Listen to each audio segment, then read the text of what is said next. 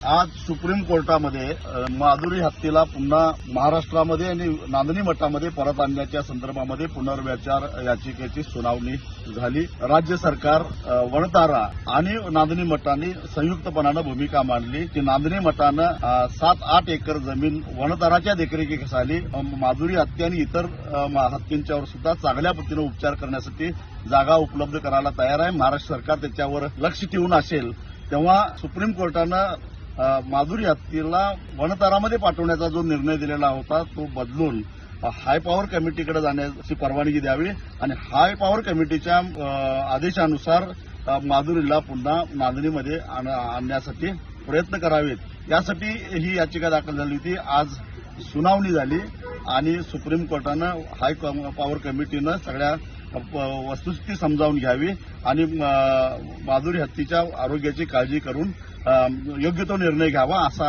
अत्यंत महत्वाचा असा निर्णय घेतलेला आहे।